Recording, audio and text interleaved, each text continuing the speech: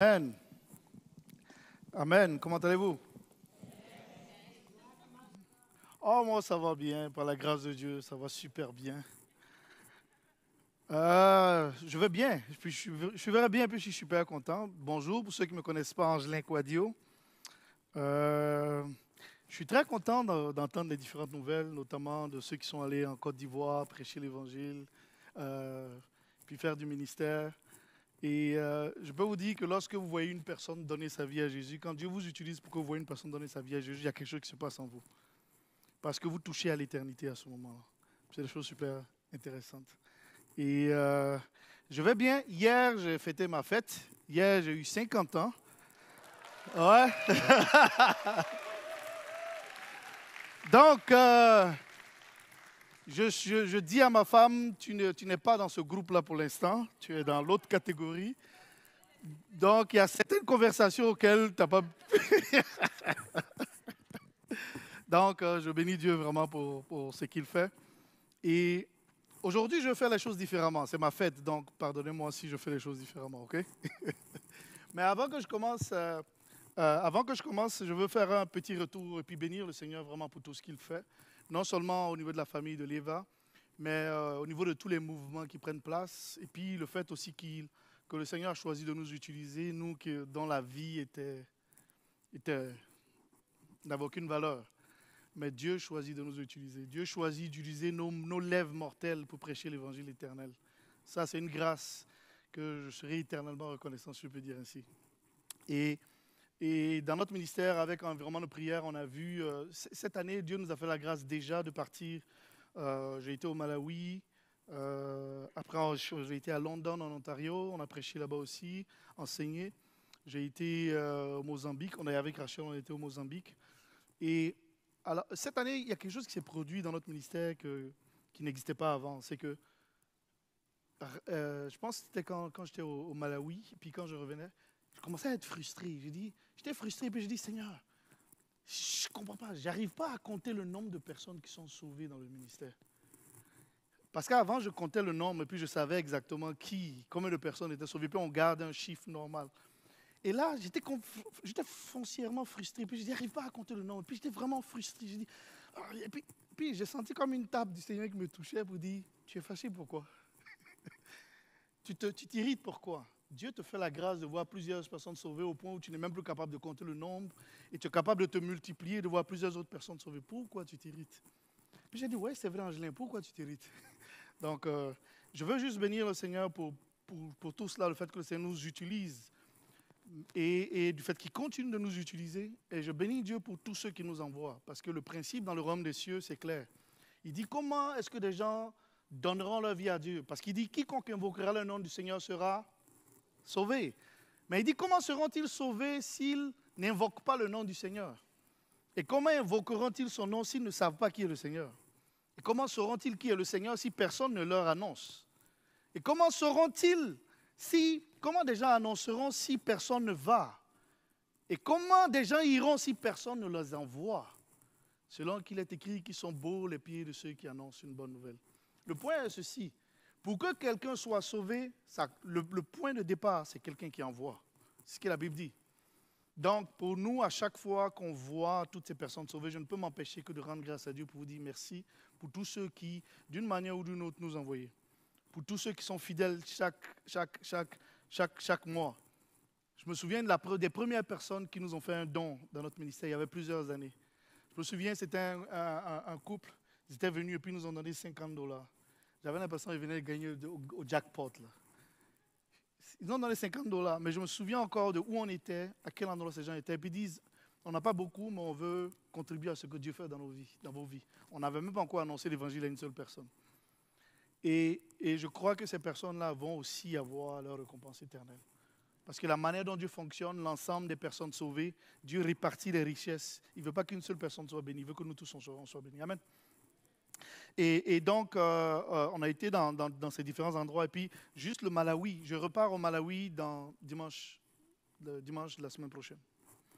On repart pour former d'autres personnes. On va former environ 25 personnes qui viennent de 5 villes différentes. On va les regrouper quelque part, les former, puis après on les relâche. Vous savez un peu l'histoire de Samson, là? Samson attachait fox, comment on dit fox?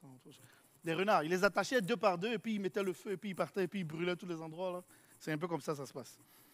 Donc on regroupe les gens, puis le feu du Saint-Esprit vient et puis on les relâche et puis ils vont et puis le feu. Et si je prends l'exemple du Malawi, on a vu 100 000 personnes sauvées depuis juste cette année. Et la plupart du travail qui a été fait, ce n'est même pas nous qui avons prêché. Nous, on s'est déversé dans des gens et l'onction que Dieu a mise sur nos vies s'est déversée dans leur vie. Puis ces gens-là sont partis avec le feu. Puis un peu plus tard aujourd'hui, je vais vous raconter aussi un témoignage qui m'a toujours touché. Et donc, c'est ça qui va se passer au Malawi. Par la grâce de Dieu aussi, on va être au Burkina Faso en octobre-novembre, où Dieu nous fera la grâce de pouvoir former des étudiants pasteurs de la faculté de théologie des Assemblées de Dieu. Et la réalité, c'est qu'on a observé que plusieurs qui sont enseignés comme étant pasteurs, plusieurs ne sont pas formés forcément au niveau de l'évangélisation. Et donc, on a le directeur là-bas qui ouvre ses portes, qui dit « Venez former nos gens ».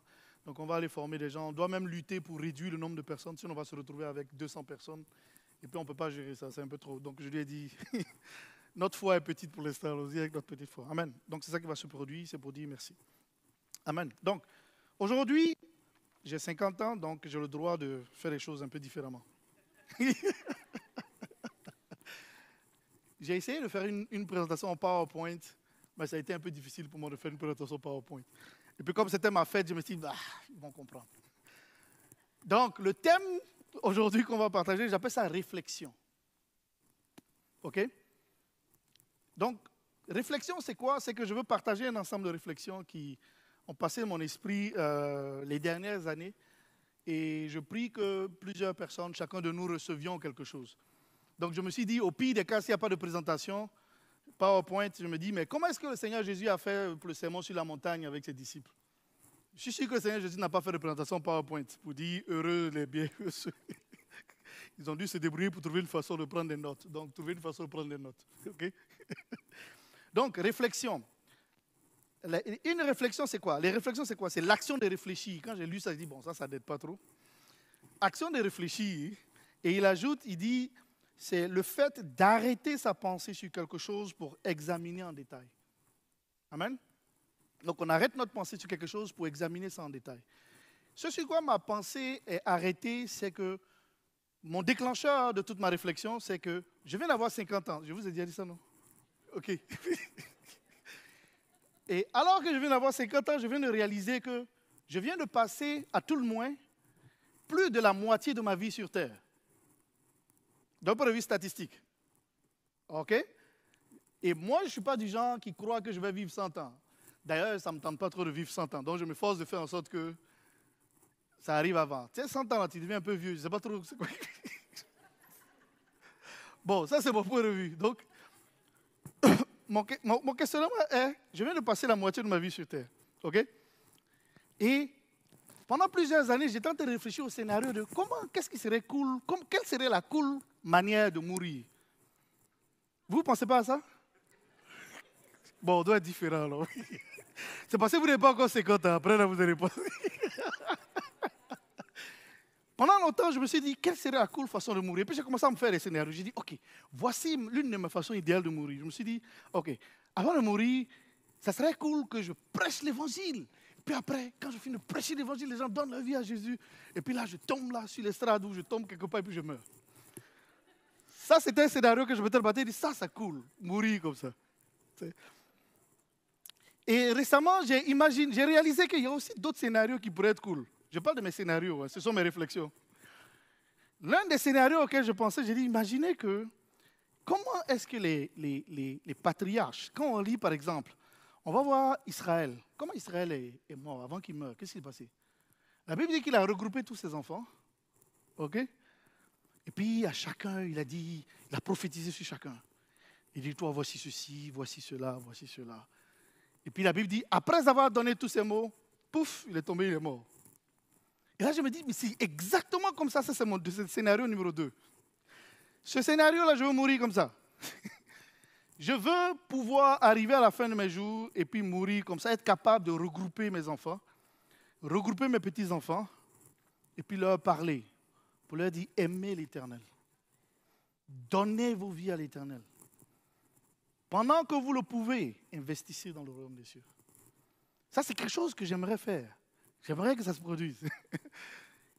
Et en même temps que je pensais à ça, je ne pouvais pas m'empêcher de dire, je ne sais pas combien de temps est-ce que le Seigneur me donne encore à vivre, mais je sais que ce n'est pas 50 ans. Donc, on commence le compte à rebours. Je ris de ça parce que je suis content de savoir ça. Vous savez, il y a différentes façons d'approcher la même chose. Il y a des choses qui sont une évidence. Quand c'est une évidence, pourquoi alors fuir cette évidence? La Bible dit dans Ecclésiaste 3, il y a un temps pour tout. Un temps pour toute chose sous les cieux.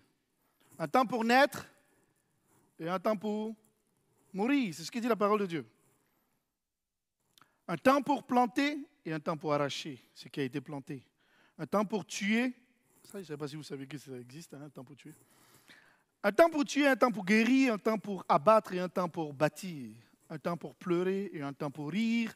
Un temps pour se lamenter et un temps pour danser. Un temps pour lancer des pierres et un temps pour ramasser des pierres. Un temps pour embrasser et un temps pour s'éloigner des embrassements.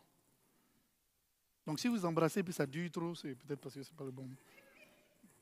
Un temps pour chercher et un temps pour perdre, un temps pour garder et un temps pour jeter, un temps pour déchirer et un temps pour coudre, un temps pour se taire. Il y en a qui ne savent pas trop ce bout-là.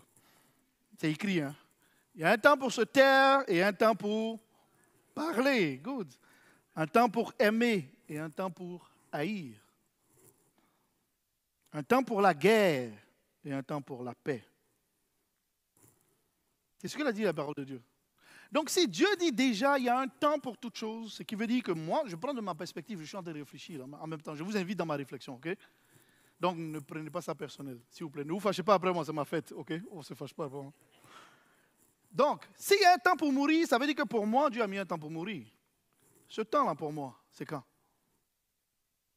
Le Seigneur pouvait dire que ce n'est pas à nous de savoir les temps et les circonstances. Cependant, on sait que ce temps arrive. Depuis le moment où on vit sur terre, dès que tu commences à travailler, une des choses que tes parents vont te dire, qu'est-ce que c'est quoi? Commence à préparer quoi? Ta retraite. C'est ce qu'ils vont dire. Pourquoi? Parce qu'on sait que ce jour-là va arriver. Que tu le considères ou que tu l'ignores, ce jour va arriver. Et pour nous tous, le temps de la retraite va arriver.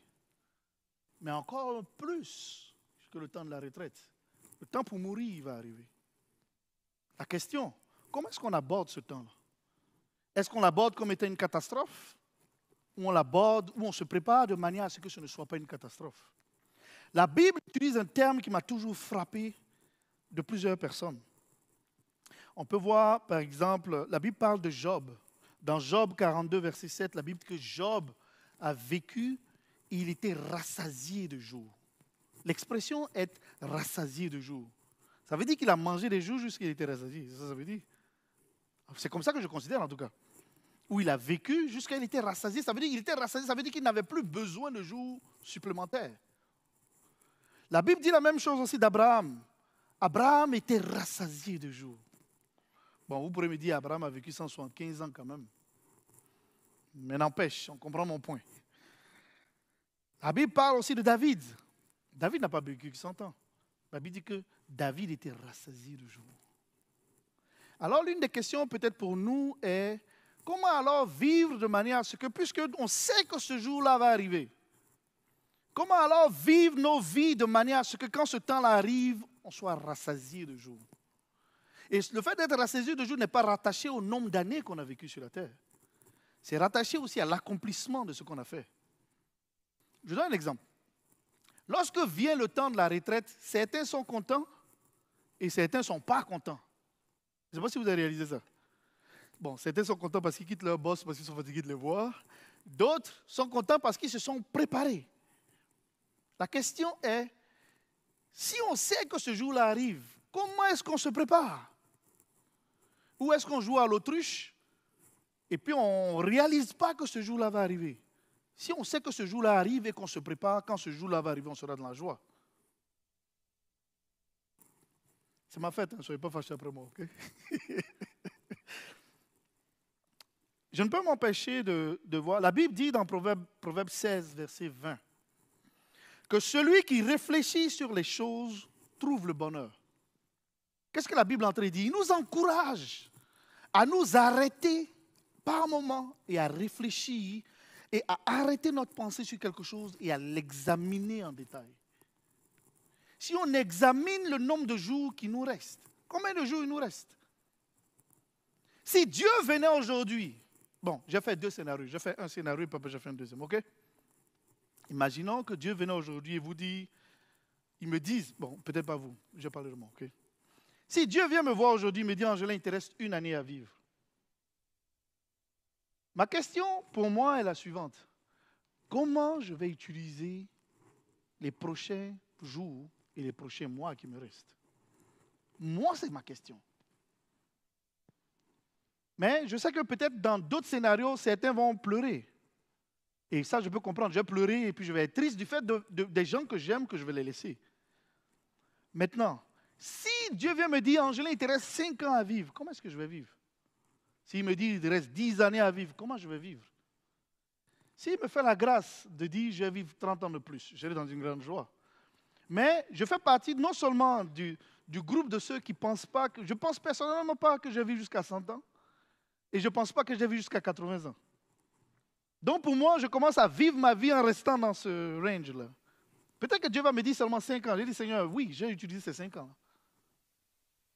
Je partage mes réflexions, hein, donc ne vous sentez pas visé personnellement. Je parle juste de comment je pense. Pourquoi je pense comme ça? Je ne peux m'empêcher de réaliser le 3 novembre 2014, ma grande sœur, celle qui vient juste avant moi, est décédée. Le 3 novembre 2014. Aujourd'hui, en 2025, ça fait près de 9 ans.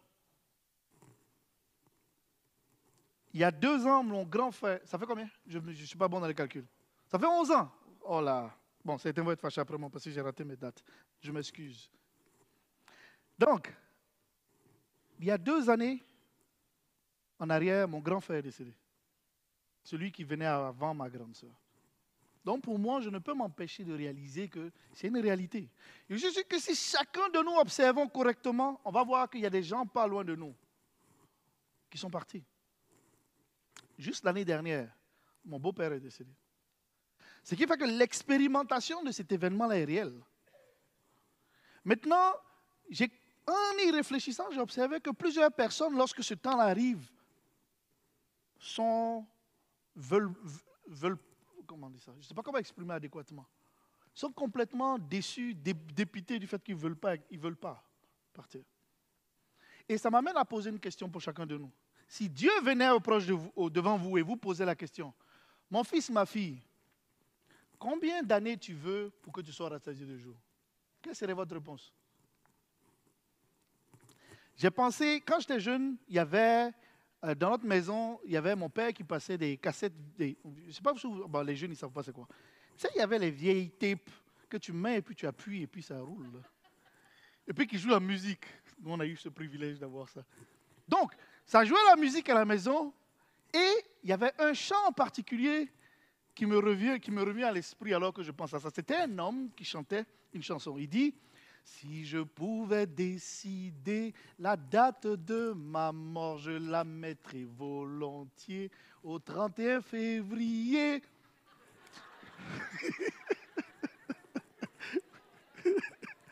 Donc lui, si Dieu vient se présenter à lui et dit, mon fils,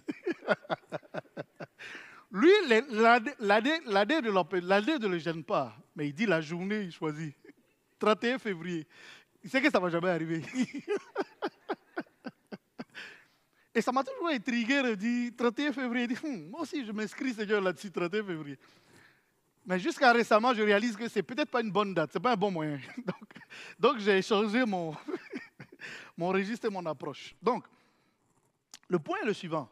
Si Dieu venait vous voir aujourd'hui, pour dire, mon fils, ma fille, je veux prendre en compte ton point de vue. De combien de temps tu as besoin pour être rassasié du jour? Quelle serait votre réponse? De combien de temps tu as besoin pour être rassasié de jour? Combien de temps tu veux que je te donne avant que je revienne te chercher? Et alors que je pose la question, Dieu est rassasié de jour, je suis certain qu'il y a, dans la Bible, alors que je réfléchissais, j'ai réalisé que dans la Bible, il y a un homme qui a été rassasié de jour. Son nom était Enoch. La Bible dit qu'Enoch a marché avec Dieu. Puis Enoch ne fut plus car Dieu le prit. Il avait seulement 300 ans. Il avait combien? C'est ça, hein? Il a marché avec Dieu 300, c'était 300, 365, je ne me souviens plus. 365, c'est ça. Enoch a commencé à marcher avec Dieu quand il avait 65 ans. Et il a marché avec Dieu chaque jour de sa vie jusqu'à ce qu'il ait 365 ans. Mais 365 ans dans son temps était extrêmement jeune. Parce que les gens vivaient jusqu'à 900 ans. Donc si on fait le ratio, son 365 ans ressemble à peu près à notre 25 ans aujourd'hui. Je ne sais pas si vous voyez. Parce que les gens vivaient 900 ans et plus. C'était la norme.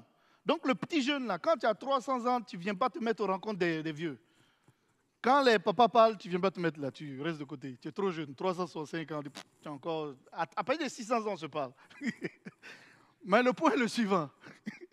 Le point est que la question demeure. Si Dieu venait nous poser aujourd'hui la question, mon fils, ma fille, tu as besoin de combien de jours? Combien d'années tu veux que je te donne pour que tu sois rassasié de jours? Est-ce que vous y avez pensé? La Bible dit que celui qui réfléchit sur les choses trouve le bonheur. Parce que la réalité, c'est que parfois, il y a des choses qu'on repousse le plus loin possible dans nos pensées. Mais la réalité, est-ce que parce que vous repoussez, ça ne va pas arriver? Ça va arriver. Donc, on est mieux d'y penser et de se préparer aujourd'hui. De la même manière que quelqu'un prépare sa retraite. Chaque mois, il met un peu d'argent pour sa retraite.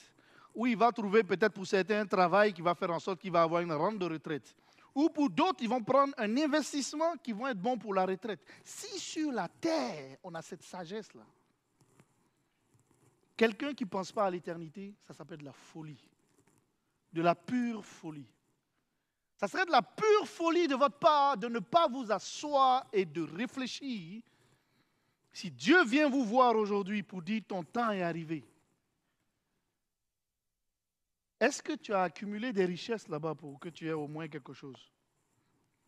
Le Seigneur Jésus fait référence à l'importance de ne pas s'accumuler des richesses sur la terre, mais de s'accumuler des richesses dans le ciel. Qu'est-ce qu'il est en train de dire? Il y a une possibilité réelle de s'amasser des richesses au ciel.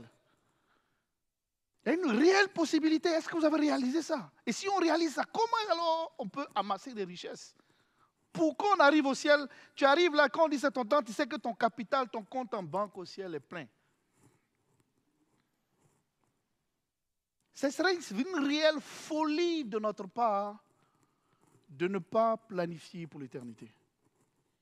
Parce que la Bible dit, il y a un temps pour tout. Un temps pour vivre et un temps pour mourir. Et j'aime vraiment cet aspect des patriarches. On voit dans la Bible que quand ils sont rassasiés, quand arrive le temps, ils regroupent tous leurs enfants, leurs petits-enfants. Et ils donnent des instructions à chacun. Ils donnent un héritage à chacun. Ils donnent une bénédiction à chacun. Ça, c'est le deuxième scénario dans lequel je vais mourir. Ça, c'est ce que je dis à Dieu, quoi. Ça, c'est ma réflexion toujours. La Bible parle d'un homme. Je parle dans Daniel 5. Daniel 5, la Bible fait référence à un homme qui s'appelle Belshazzar. Belshazzar, il représente quelque chose que je crois que plusieurs d'entre nous désirons avoir. Belshazzar était un roi. Aujourd'hui, après quoi est-ce qu'on court? Après quoi est-ce que vous courez dans votre vie? Qu'est-ce qui vous empêche de dormir? Qu'est-ce qui fait que vous vous levez le matin? On va aller travailler. Pourquoi? Parce qu'on veut avoir une meilleure position. On va aller travailler pour s'accumuler des richesses. On va aller travailler pour avoir une meilleure retraite. OK? Ça ressemble à peu près à ça, pour la plupart. On va aller travailler pour que nos enfants aient quelque chose qu'on puisse leur donner. Belshazzar avait tout ça. Il était un roi. Qu'est-ce que ça veut dire? Ça veut dire qu'il avait le pouvoir. Donc le titre que tu essaies d'avoir, directeur de quelque chose, directrice de quelque chose, président de tel pays, lui, il avait ça, il avait plus que ça, il était roi. Roi, là, ça veut dire qu'il a le droit de vie et de mort sur qui il veut. C'est même mieux même que directeur. Bon, c'est une façon de parler. Il était un roi, Belshazzar. Belshazzar, non seulement il était un roi, Belchassar était riche. Il avait de l'or en abondance. Il avait des richesses en abondance. Il avait des serviteurs en abondance. Ce qui veut dire que la richesse que nous tous, plusieurs cherchent, il avait ça. Donc souvent quand on réfléchit, réfléchissons déjà à c'est quoi l'objectif qu'on essaie d'atteindre. Est-ce qu'il y a des gens qui ont atteint cet objectif-là? Et puis comment ils se sont sentis au moment où ils avaient ça? Est-ce que leur vie était meilleure ou pas? Belchassar fait partie de ceux qui avaient toutes ces richesses. Il avait non seulement ça, il avait aussi de l'autorité et du pouvoir. Parce qu'une chose est d'avoir de la richesse, une autre est d'avoir de l'autorité. L'autorité, c'est quelqu'un qui est capable de dire, on va ici et puis tout le monde fait. Belchassar avait tout ça. Maintenant, regardez ce qui s'est passé. Belchassar. À un moment donné où il se réjouissait, il buvait du vin, il se réjouissait. Puis il glorifiait les dieux de l'or, les dieux de la pierre ou je ne sais plus quoi, de l'argent. Au moment où il faisait ça, une main est venue s'écrire sur le mur. Et la main était écrite, elle était écrite, compter, compter, peser, diviser. Et ça, c'est pour nous tous ici. Compter, compter, peser, diviser. Donc, comme ça m'a fait, je me donne le droit d'expliquer ça dans un ordre que j'ai choisi. Okay? Voici l'ordre que j'ai choisi d'expliquer ça. Je ne vais pas commencer par le compter, compter, j'ai commencé par le peser. OK? Donc, dans Daniel 5, à partir du verset 25 jusqu'au verset 28, la Bible parle de ça. Maintenant, la Bible dit, voici l'écriture qui a été tracée, compter, compter, peser, diviser. Et voici l'explication de ces mots. Compter. Dieu a compté ton règne et y a mis fin. Bon, j'inverse mon truc, j'ai le droit d'inverser. OK. Compter. Est-ce que vous réalisez que Dieu a compté le nombre de jours que chacun de nous devait avoir? Est-ce qu'on réalise ça? C'en est au point où Moïse, par sagesse, Moïse dit dans Proverbe 90, verset 12, Psaume 90, verset 12, enseigne-nous à bien compter nos jours afin que nous appliquions notre cœur à la sagesse. Ce qui veut dire que Dieu a compté le nombre de nos jours, il le sait déjà. Et Moïse dit, enseigne-nous. Ça peut être notre prière aujourd'hui. Seigneur, enseigne-moi à bien compter le nombre de mes jours afin que j'applique mon cœur à la sagesse. La particularité, quand on regarde partout dans la Bible, c'est que quand la mort vient frapper à votre porte, nul ne peut dire, je reviens bientôt. Nul ne peut dire, reviens plus tard, je suis occupé. Aucun de nous ne peut dire, regarde, tu as vu mon emploi du temps, je n'ai pas de place pour toi. Le jour où la mort arrive, c'est son temps. Nul ne peut négocier, tu ne peux pas argumenter. Et dans Job, il écrit clairement aussi que tu ne peux même pas donner tes richesses en échange de ça. Aucun de nous ne peut le faire. Donc comme on le sait déjà, alors comment s'y prendre? Dieu a déjà un nombre de jours fixe pour chacun de nous. Maintenant, le deuxième élément, c'est peser. Et ce peser là est très intéressant. Peser, il dit, tu as été pesé dans la balance et tu as été trouvé léger. Bon, les femmes savent comment les balances fonctionnent. Elles déposent une balance, elles montent dessus, elles se fâchent après la balance et puis elles repartent. Ou parfois, pas tout le temps, mais en tout cas. Le point que je te l'ai dit, Dieu nous pèse. Est-ce que vous savez ça? La Bible dit dans Proverbe 16, verset 2, que celui qui pèse les esprits, c'est l'Éternel. Donc comment est-ce que Dieu nous pèse? Puisque la Bible dit clairement, tu as été pesé, tu as été trouvé léger. Donc chacun de nous, Dieu prend votre esprit et puis il le dépose sur la balance. Vous pouvez vous demander, mais comment Dieu va peser mon esprit? La Bible dit que Dieu est esprit. Et il faut que ceux qui l'adorent, l'adorent en esprit et en vérité. Ce qui veut dire que ce que Dieu regarde, c'est votre esprit. Comment pèse votre esprit? Quel est le poids que vous avez? Est-ce que vous savez que vous pouvez faire en sorte que votre esprit pèse un peu plus? Le saviez-vous ça? De la même manière qu'on peut manger et puis notre corps va... Hein? De la même manière, notre esprit aussi. On peut faire en sorte que notre esprit pèse.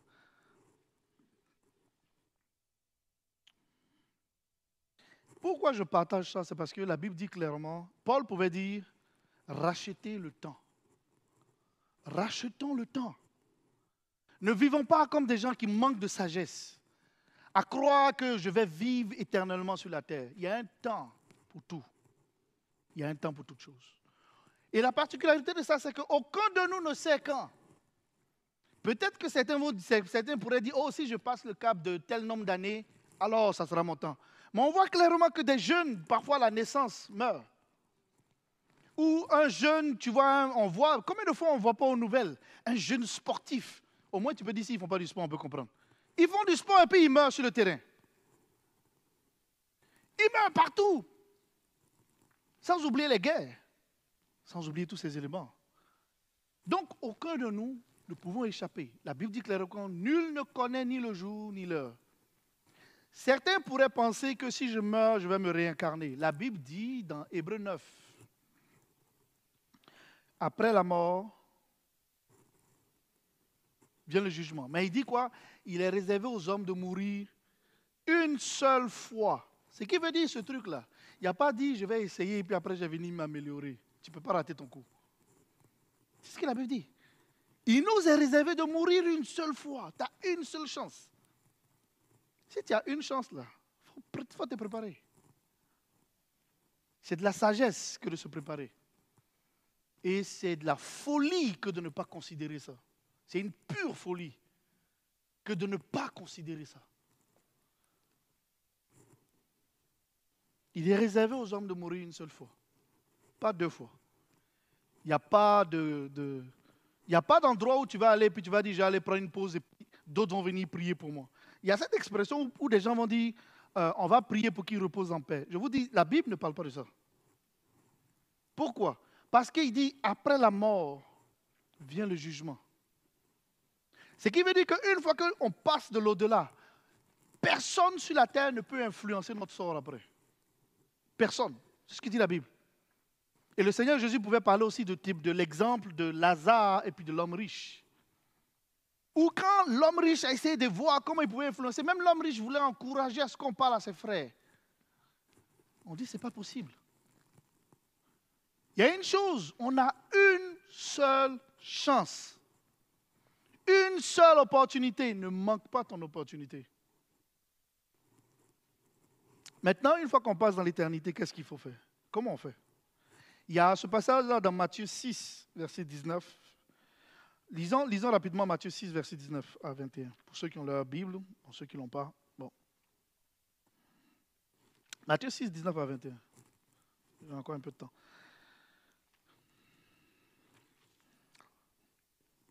Matthieu 6, verset 19 à 21, on voit quelque chose que le Seigneur dit. À partir du verset 19, il dit, ne vous amassez pas des trésors sur la terre, où la teigne et la rouille détruisent, et où les voleurs percent et dérobent. Mais, s'il dit mais, ça veut dire qu'il y a une autre option. Le Seigneur dit, ça c'est le Seigneur Jésus lui-même qui parle. Ok? Et qui est le Seigneur Jésus? Le Seigneur Jésus est Dieu. Donc c'est Dieu qui parle. Et non seulement il est Dieu, c'est lui qui juge, parce que c'est lui qui va nous juger. Donc celui-même qui est le juge, il vient nous dire, voici les critères avec lesquels je vais vous juger. Donc aussi, c'est comme si on te donne le corrigé de l'examen. Essaye de faire en sorte que tu écrives correctement pour répéter ce qui est bon. C'est un peu ça qu'il est en train de dire. Il dit ici, mais amassez-vous des trésors dans le ciel, où la teigne et la rouille ne détruisent point, et où les voleurs ne percent ni ne dérobent. Car là où est ton trésor, là aussi sera ton cœur. Donc l'une des grandes questions qu'on peut se poser, comment faire alors pour s'amasser des richesses dans le ciel? Ça représente alors l'une des questions qu'on devrait se poser si on est sage. Parce que le même Seigneur Jésus a aussi donné l'exemple d'un homme qui était riche, qui a amassé des richesses dans son grenier. Et quand son grenier était plein, il dit, ok, je vais avoir un plus gros grenier. Il a cassé ce grenier, il a rempli ça, puis il a rempli à nouveau. Et quand il a fini, il dit maintenant, mon âme, mange et bois. Automatiquement, Dieu lui a parlé. Pour dire, aujourd'hui même, c'est le temps pour toi. Donc, en d'autres termes, comment fonctionner alors? Et pour moi, je parle de ma réflexion. Je vous rappelle que je suis toujours dans ma réflexion. J'en arrive alors à me poser la question. Comment alors définir le succès de nos vies? Parce que le Seigneur Jésus pouvait dire que la vie d'un homme ne dépend pas de ce qu'il possède, fût-il dans l'abondance. Donc on peut être financièrement sur la terre ou en termes de ressources, ou en termes de pouvoir, ou en termes d'autorité. On peut être sur la terre et puis le Seigneur dit ta vie ne dépend pas de ce que tu possèdes. Donc alors, comment est-ce qu'on va vivre? Et l'une des questions qu'on peut se poser, on voit par exemple dans Luc 16, verset 15, où le Seigneur Jésus dit, ce qui est élevé parmi les hommes est une abomination devant Dieu. Il y a des moments, je lis la Bible et puis je suis en choc. Ça montre que la manière dont le Seigneur Jésus pense est complètement différente de la manière dont notre système sur la terre marche. Mais comme tu ne peux pas te fâcher avec le Seigneur, parce que tu peux te fâcher comme tu veux, tu vas finir par le rencontrer. Donc trouver une manière de trouver une entente. Et Amos 3.3 dit quoi? Le Seigneur dit que deux personnes ne peuvent pas marcher ensemble s'ils ne se sont pas mises d'accord. Mais d'après vous, comment est-ce que vous et moi allons marcher avec le Seigneur si on ne se sont pas mis d'accord avec lui? Et j'ajusterai même ça pour dire, comment est-ce que tu vas marcher le Seigneur si toi, tu n'as pas approuvé ce que lui dit? Parce que nous, on ne peut pas changer son point de vue pour qu'il... C'est quel degré de sagesse on a pour qu'il soit d'accord avec nous? Donc il faut que nous, on change la façon dont on pense pour nous accorder avec lui. Donc au moment où le Seigneur nous dit, ne vous amassez pas des richesses sur la terre, mais amassez-vous des trésors dans les cieux. Pour nous, il faut vraiment réfléchir. On a le choix de dire, Seigneur, tu exagères, ou Seigneur, ce que tu dis n'est pas vrai. Ça, c'est un choix, c'est une option. Ou de réellement dire, mais Seigneur, comment est-ce que dans ma vie je peux appliquer ça? Donc à chacun de nous, la liberté de décider, de choisir comment on veut fonctionner. Et pour moi, l'une des questions alors peut se poser à chacun de nous. Je me souviens, il y a plusieurs années, le Seigneur est venu me dire, Angelin, ça je me souviens, il y a plus d'une dizaine, quinzaine d'années facile. Le Seigneur est venu me dire, Angelin, je veux changer ta définition du succès. Nous tous, depuis qu'on est petits, depuis que tu es enfant, nos parents vont nous parler d'une manière qu'eux, ils vont définir le succès d'une certaine façon. Il y a des choses qu'on considère être le succès. Mais plusieurs des choses qu'on considère être le succès, Dieu ne les considère pas comme le succès. Parce qu'il dit, justement, comme le passage que je lisais tout à l'heure dans Luc 16, 15, ce qui est élevé parmi les hommes est une abomination devant Dieu. Et c'était dans le contexte où il y avait des gens qui aimaient être assis à la première place et être vus des gens. Il parlait des scribes, notamment. Et il leur enseignait ça. Plusieurs de ce qu'on voit. Il dit c'est une abomination devant Dieu. Donc je dois alors choisir volontairement de changer la manière dont je pense ou d'aller dans la direction de ce que le Seigneur dit pour dire Seigneur, je veux penser comme tu penses. Afin de régler ma vie, un peu comme c'est dit dans le psaume 90. Enseigne-nous à bien compter nos jours, afin que nous appliquions nos cœurs à la sagesse. C'est ce que j'appelle en fait l'éléphant dans la pièce. Tout le monde sait que c'est là, mais parfois on passe et puis on ne peut pas le regarder. Réfléchissons. Il y a un temps pour toute chose. Donc si le temps de vivre, vous l'avez expérimenté, devinons quoi? On va aussi expérimenter le temps qui vient avec. Le temps de mourir. Et pour moi, je pense que, est-ce que ça devrait être alors une fatalité pour nous? Ou est-ce qu'on peut vivre ça ou se préparer de manière à ce que ce ne soit pas une fatalité? Pareil comme la retraite.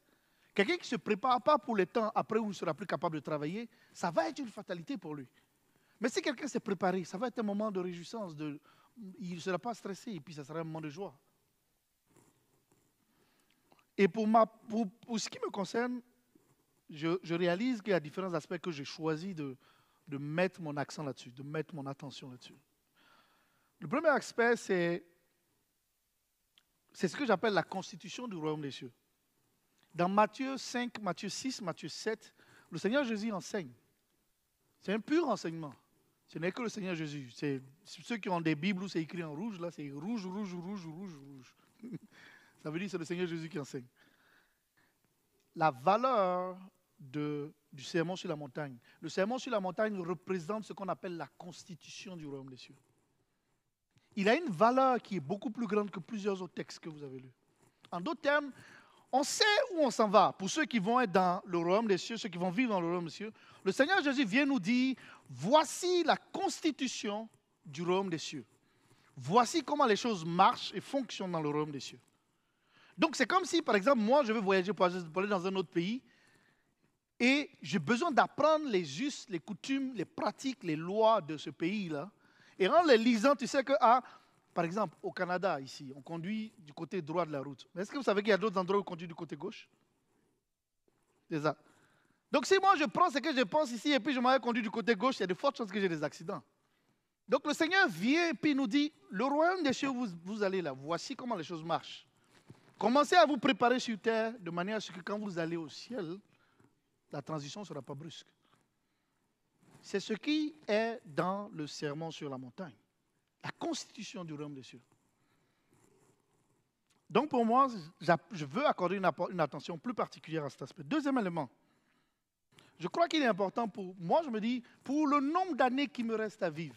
Je parle de moi, donc peut-être que vous pourrez tirer un élément peut-être dans mes réflexions, mais c'est mes réflexions.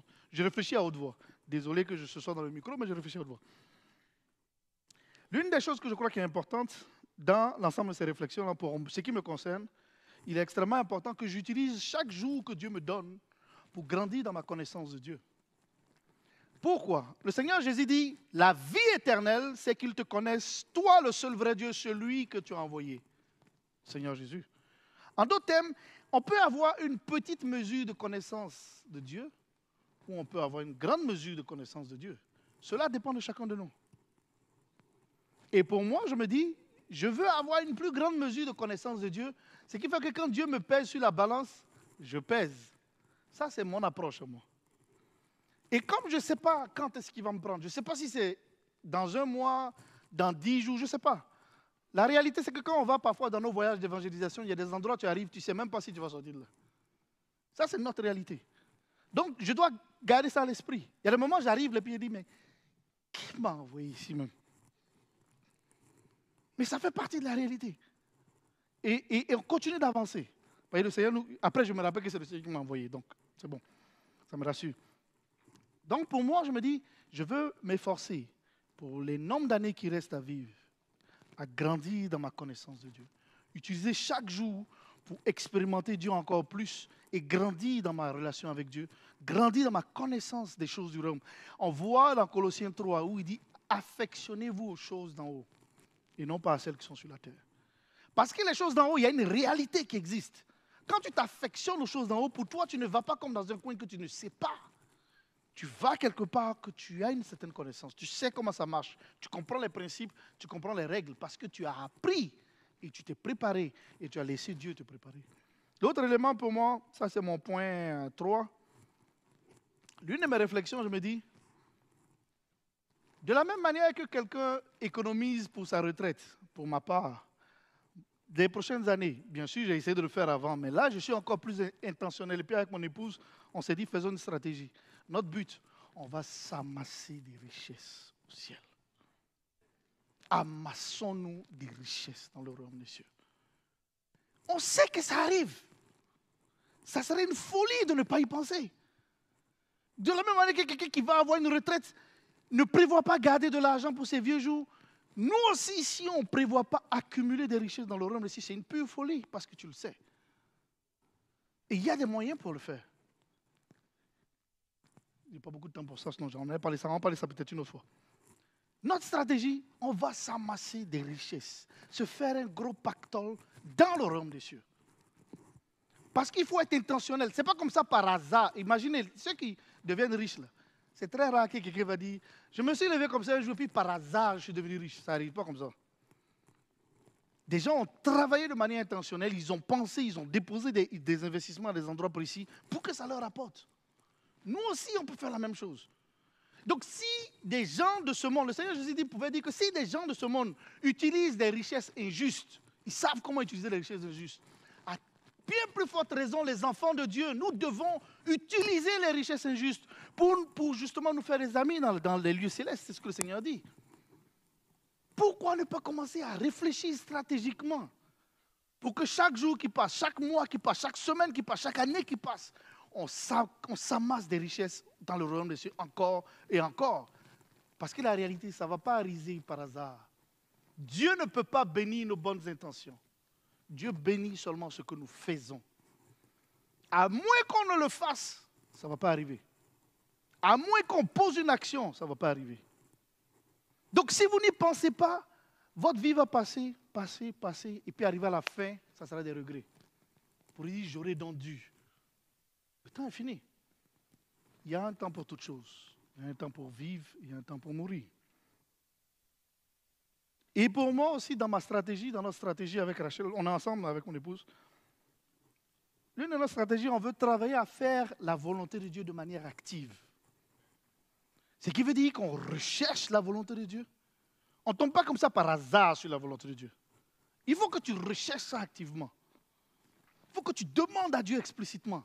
Révèle-moi ta volonté dans tel domaine. Révèle-moi ta volonté dans tel domaine. Il faut rechercher de façon active. Parce que le Seigneur Jésus pouvait très bien dire, il dit, ce ne sont pas ceux qui disent, Seigneur, Seigneur, qui vont être sauvés. Mais ceux qui font la volonté de mon Père. Et concernant la volonté de Dieu, l'une des choses qui est extrêmement importante pour nous, c'est que il vous est impossible de faire la volonté de Dieu si le Saint-Esprit ne vous guide pas. C'est juste impossible. Il n'est pas possible pour quelqu'un de faire la volonté de Dieu. Et ça me fait penser à ce texte-là dans Galates. Et je suis en train de terminer mon truc aujourd'hui. J'ai lu 2 textes. Donc il y a un texte dans Galates, Galates 6.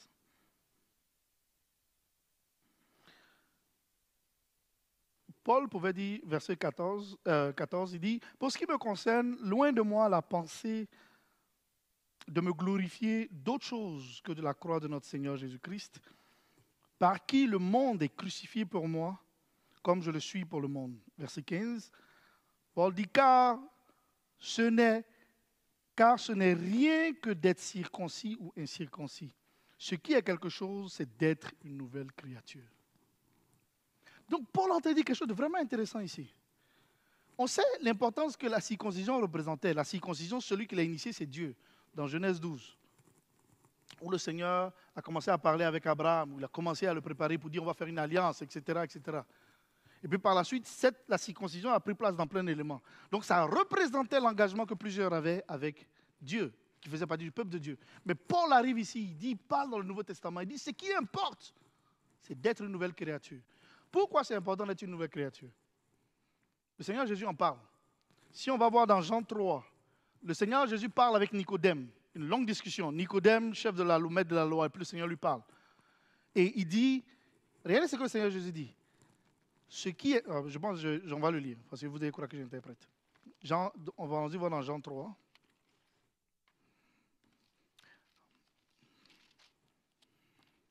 Donc dans Jean 3, le Seigneur dit, ce qui est, je vous dis le verset, Jean 3, verset 6. Le Seigneur dit, ce qui est né de la chair est chair. Commençons par là. Et après, il dit, ce qui est né de l'esprit est esprit. Mais avant qu'il dise ce qui est né de l'esprit est esprit, il dit, ce qui est né de la chair est chair. Pourquoi c'est important pour nous de comprendre ce que ça veut dire? Le moment où vous naissez, le moment où on est né de quoi? La chair. C'est-à-dire qu'on est né du sang, on est né de la volonté d'un homme et on est né de la volonté en tant que tel. Donc c'est qu'on est né chair. Et le Seigneur dit, ce qui est né de la chair est chair. Est-ce que vous comprenez ça? Jusque-là, on est ensemble. Maintenant, regardez ce qu'il dit. Un peu plus tard dans Galates, il dit, si vous marchez selon la chair, vous mourrez. Mais ce qui est né de la chair est chair. Qui est né de la chair? Nous tous. Donc, on a tous un problème. Et le problème ne vient pas de comment est-ce que tu as été bien élevé, dans quelle école tu es allé, qui a été tes parents, est-ce que tu as des moyens ou pas. Le problème ne vient pas de là. Le problème vient de ta naissance. Tu es né de la chair. Nous sommes nés de la chair. La Bible dit que de la même manière que comme par un seul homme le péché est entré dans le monde et avec le péché la mort, et ainsi la mort s'est répandue à tous, car tous ont péché et sont privés de la gloire de Dieu. Du moment où le péché est entré, tous sont privés de la gloire de Dieu. Le moment où tu es né, déjà tu es chair. Donc le problème n'est pas est-ce que tu es une bonne personne, une gentille personne. Le Seigneur Jésus est en train de dire le problème n'est même pas est-ce que tu as fait quelque chose ou tu n'as pas fait quelque chose. Le problème est comment tu es né. Le moment où tu es né de la chair, tu es condamné. C'est ce que la Bible dit. C'est ce que le Seigneur Jésus lui-même dit. Ce n'est même pas un apôtre pour dire que lui, il s'est peut-être trompé. Non, Dieu lui-même l'a dit, il ne peut pas se tromper. Dieu n'est pas un menteur. Donc, on a tous un problème. Et juste après avoir dit ce qui est né de la chair est chair, il dit alors quoi? Ce qui est né de l'esprit est esprit. Et il ajoute, en vérité, je vous le dis, si un homme ne naît de nouveau, il ne peut voir le royaume des cieux. Et comment tu fais pour naître de nouveau? Il faut être né d'esprit. Dis en vérité, en vérité, je te le dis, si un homme ne naît d'eau et d'esprit, il ne peut entrer dans le royaume des cieux. Donc le problème, par exemple, on va voir sur la terre, plusieurs vont dire, oh, c'est une bonne personne. Il peut être une bonne personne, mais il s'en va en enfer. Pourquoi? De la manière dont il est né. Du moment où tu es né de la chair, même si tu es une bonne personne, ça ne change absolument rien. C'est pourquoi le Seigneur dit, il faut que tu naisses de nouveau. Il faut que tu naisses de nouveau. Il faut que tu sois une nouvelle créature. Le moment où tu nais de nouveau, ta nature change. C'est pourquoi il va dire dans Jean 1 justement que à tous ceux qui l'ont reçu, à ceux qui croient en son nom, il a donné le pouvoir de devenir enfants de Dieu. Lesquels sont nés, non du sang, ni de la volonté d'un homme, ni de la volonté de la chair, mais ils sont nés de Dieu. Ce qui veut dire que ce qui change notre nature, qui fait qu'on ne devient plus une chair, c'est quoi? Être né d'esprit. Maintenant, regardez ce qui se passe. Plusieurs personnes acceptent Jésus, mais ils ne sont pas nés de l'esprit. Je vous donne un exemple. Acte 19. Et puis je termine là. Dans Acte 19, on voit un événement qui est vraiment intéressant. Acte 19, verset 1. Pendant qu'Apollos était à Corinthe, Paul, après avoir parcouru les hautes provinces de l'Asie, arriva à Éphèse. Ayant rencontré quelques disciples, est-ce qu'on peut dire disciples? Ce sont des disciples ici qu'il a rencontrés, hein? Ce n'est pas n'importe qui. Ayant rencontré quelques disciples, voici la question que Paul dit. Il leur dit, avez-vous reçu le Saint-Esprit quand vous avez cru? Il lui répondit, nous n'avons même pas entendu dire qu'il y a un Saint-Esprit. Pourquoi Paul ne s'est pas cassé la tête à poser plein d'autres questions? Pourquoi Paul est allé directement à cette question? Parce que ce qui importe, c'est quoi? D'être une nouvelle créature. Et aucun de nous ne peut être une nouvelle créature aussi longtemps que ta naissance demeure la même. Si tu es né de la chair, tu es chair. Mais si tu nais de l'esprit, tu deviens une nouvelle créature. C'est pourquoi aussi dans Romains 8, il dit que ceux qui sont conduits par l'Esprit de Dieu sont fils de Dieu. Donc, à moins que tu sois conduit par l'Esprit de Dieu, tu es toujours la même nature. Et Paul continue, au Acte 19, verset 3, il dit, « De quel baptême avez-vous donc été baptisés ?» Il lui répondit, « Du baptême de Jean. » Alors Paul dit, « Jean a baptisé du baptême de repentance, disant au peuple de croire en celui qui venait après lui, c'est-à-dire en Jésus. » Sur ces paroles, ils furent baptisés au nom du Seigneur Jésus-Christ. Je veux souligner quelque chose. Ici, Paul fait référence à différents baptêmes. Il dit, Jean les a baptisés. Et Jean, il a fait le baptême de repentance. C'est-à-dire que si vous dites, Seigneur, pardonne-moi, j'ai péché, je reconnais que j'ai péché. Je te donne ma vie. Ça, c'est le baptême de repentance quand il prend place. Ça, c'est un homme qui peut t'encourager à être baptisé. Et puis par la suite, un homme peut te prendre et faire un baptême d'eau. OK? Ça, c'est un être humain qui peut faire ça. Mais il y a un baptême que seul le Seigneur Jésus fait. Baptême dans le Saint-Esprit. Aucun être humain ne peut faire ça. Et Jean qui baptisait pouvait dire, moi je vous ai baptisé d'eau, mais il vient après moi, un autre qui est plus grand que moi. Je ne suis même pas digne de délier la courroie de ses souliers. Lui, quand il va venir, il vous baptisera de feu et d'esprit. La chose qui importe, c'est d'être une nouvelle créature. Ma question pour chacun de nous, alors que je suis en train de terminer. Lorsque vous avez cru, avez-vous reçu le Saint-Esprit?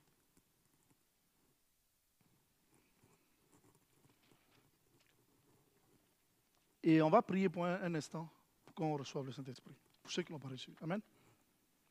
Je vais vous expliquer. J'ai vu tellement. Dieu nous a fait grâce vraiment de. Alors qu'on va dans nos activités, parfois qu'on fait les activités d'évangélisation, on voit vraiment Dieu agir. Je me souviens, l'année dernière, j'étais à Bidi Bidi dans le camp de réfugiés. Et c'est moi qui faisais le ministère pour le baptême du Saint-Esprit. La présence de Dieu est venue dans le lieu. Des gens sont tombés. Ça tombait de partout. Aucun n'est touché. Le Saint-Esprit est touché. Et à plusieurs reprises, parfois, on va dans les endroits. Je me souviens aussi récemment au Mozambique. plusieurs événements où le Saint-Esprit descend pour baptiser les gens. Et les gens changent. J'étais dans cet endroit où j'avais déjà partagé, où il y avait une jeune fille. Je vous avais présenté la photo il y a, je ne me souviens plus combien de semaines quand je faisais le témoignage. Il y a une jeune fille qui était dans une école où, alors qu'on prêchait pour le baptême du Saint-Esprit, on a prié pour que la présence de Dieu vienne. Elle est tombée. Il y avait 2 qui étaient tombées, mais il y en avait une en particulier qui a attiré notre attention. Ils m'ont invité là-bas. Puis je suis allé la voir. Puis elle était attaquée par un esprit impur. Puis quand on a fini, j'ai prié l'autorité au nom de Jésus-Christ. Elle a été délivrée.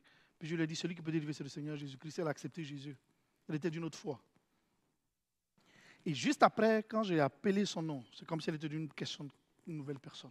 Je la voyais comme passer de la mort à la vie, juste devant mes yeux. Et récemment, alors qu'on était au Mozambique, il y avait mon interprète. Elle était chrétienne. Elle passait par une situation où elle était sur le point quasiment de... je pense, elle venait juste d'accoucher, ça faisait 2-3 semaines. Elle était en dépression complète, peut-être sur le point de mourir. Elle voulait se suicider, je ne sais pas c'est quoi elle voulait faire. Et quand ils ont su qu'on arrivait, ils l'ont invité pour venir être notre interprète. Et puis c'était mon interprète quasiment tout le temps. Et au moment où on est arrivé, on a parlé par rapport au baptême du Saint-Esprit. Elle a été touchée par le Saint-Esprit. Elle n'était même pas prévue dans le lot des évangélistes qu'on formait. Elle a été transformée par le Saint-Esprit. Non seulement elle a été touchée, sa nounou a été touchée. Ils n'ont même pas payé même pour venir en plus. Ils étaient même inclus dans la liste. Ça montre la bonté de Dieu. Habituellement, quand on finit, par exemple, nos événements où on prie pour le baptême du Saint-Esprit, on ne reste pas là pour faire le suivi. Mais celle-là, elle est restée avec moi pendant 2 semaines. Et j'ai vu quelqu'un naître de nouveau. Transformé complètement. Et on est constamment en contact parce qu'on continue de les encourager à aller prêcher l'Évangile. C'est comme si elle a du feu en elle. Et tous les désirs, des choses qui l'attaquaient, où elle avait envie de se suicider, tout ça est parti. La présence de Dieu est venue. La question, lorsque vous avez accepté, avez-vous reçu le Saint-Esprit quand vous avez cru? Si ce n'est pas le cas, on va prier maintenant. Et juste avant, peut-être, je vais donner un enseignement vraiment rapide pour ceux qui ne savent pas c'est quoi qui va prendre place actuellement. On fait du ministère. Pardonnez-moi si on déborde de 5-10 minutes. C'est ma fête, donc je me donne le droit de...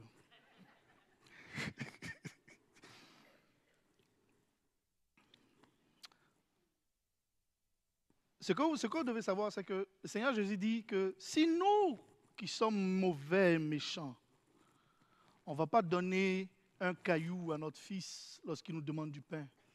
On ne va pas lui donner un serpent lorsqu'il demande un poisson. À combien plus forte raison Dieu, le Père, va donner le Saint-Esprit à ceux qui le lui demandent? Qu'est-ce qu'il est en train de dire? Il n'y a rien de meilleur que vous pouvez avoir sur la terre que le Saint-Esprit. Il n'y a pas mieux. Et non seulement ça, la Bible dit que le Saint-Esprit est un acompte des richesses qui nous attendent. C'est comme si Dieu est en train de dire, tu as un héritage en moi, je te fais un dépôt pour que tu saches que tu as ça. Quand tu reçois le Saint-Esprit, sache que tu as un héritage en Dieu. Parce qu'il est un acompte des richesses que Dieu a pour toi. Et c'est lui qui peut te transformer de gloire en gloire, de victoire en victoire. C'est le Saint-Esprit qui peut t'envoyer dans la volonté de Dieu. Et quand il arrive dans ta vie, beaucoup de choses vont prendre place. L'une des choses qui va prendre place, c'est que tu vas commencer à voir que tu es un pécheur. Peut-être que tu ne le savais pas, mais tu as réalisé que tu es un pécheur. Le Saint-Esprit, c'est comme une lumière que tu allumes dans le noir. Et puis tu allumes dans le noir et puis tu te dis, mais pourquoi les choses sont en désordre ici comme ça? C'est récemment, ça allait d'être en désordre récemment. Non, c'est en désordre, ça fait longtemps, c'est juste que tu ne voyais pas. Sauf que le Saint-Esprit, la lumière du Saint-Esprit qui vient illuminer ton esprit, maintenant te donne de voir les choses. Et il va te pousser à vouloir que l'ordre rentre dans ta vie. Il va te pousser à toutes ces transformations. Plusieurs personnes vont dire, moi je suis un pécheur, je ne mérite pas le Saint-Esprit. Sachez que la Bible parle du Saint-Esprit comme étant le don du Saint-Esprit. Il ne dit pas la récompense du Saint-Esprit. Un don, c'est quelque chose qu'on donne gratuitement. Et Dieu donne le Saint-Esprit au départ de notre course. Il ne donne pas le Saint-Esprit à la fin. Si c'était à la fin, ça allait être la récompense du Saint-Esprit. Mais il parle du don. Donc si tu dis je suis un pécheur, sache, tu fais partie de ceux qui se qualifient pour recevoir le Saint-Esprit. Abandonne tes mauvaises habitudes, viens à Dieu. il va te toucher. Il peut te dire que quand il va te toucher, tu seras une nouvelle créature. Peut-être qu'au début, tu seras une nouvelle créature faible, mais il va te donner des forces, et des forces, et des forces. Et tu vas prendre du poids. Ton esprit va prendre du poids.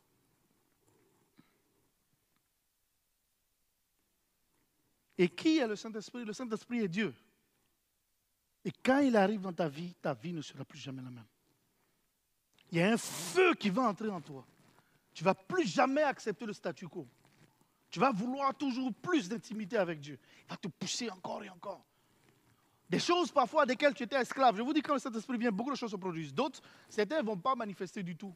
Mais pour d'autres personnes, le Saint-Esprit, à plusieurs reprises, parfois tu vois des gens qui tombent, d'autres qui pleurent. C'est normal, ça fait partie de ce que le Seigneur fait.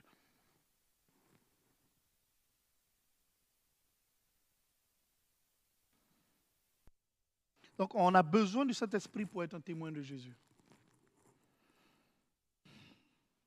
Et je ne vais pas continuer plus loin, je vais m'arrêter là.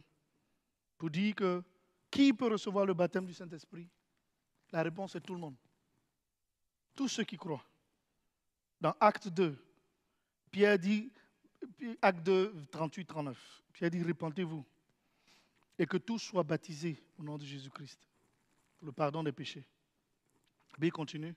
Il dit, car la promesse est pour vous et pour vos enfants et pour tous ceux qui sont au loin. Alléluia. Et il parle justement du Saint-Esprit aussi. Donc le point est, qui peut recevoir? Tout le monde. Il dit, mais la condition, avoir reçu le Seigneur Jésus-Christ, avoir demandé pardon pour nos offenses, avoir invité le Seigneur Jésus dans nos cœurs. Si vous avez fait ça, ma question alors, la question que Paul pose, avez-vous reçu le Saint-Esprit quand vous avez cru? Si vous ne l'avez pas reçu, je crois qu'aujourd'hui, c'est ce que le Seigneur veut faire dans vos vies. Donc je vais vous nous demander, on va se lever. S'il y en a qui disent, je veux ça, je vais vous inviter à venir en avant. Venons en avant. On ne vient pas devant un homme. Celui qui baptise du Saint-Esprit, c'est le Seigneur Jésus-Christ. Ce n'est pas un homme. Aucun homme ne peut vous donner le baptême du Saint-Esprit. Je suis convaincu que plusieurs d'entre vous vont être touchés aujourd'hui. Alléluia.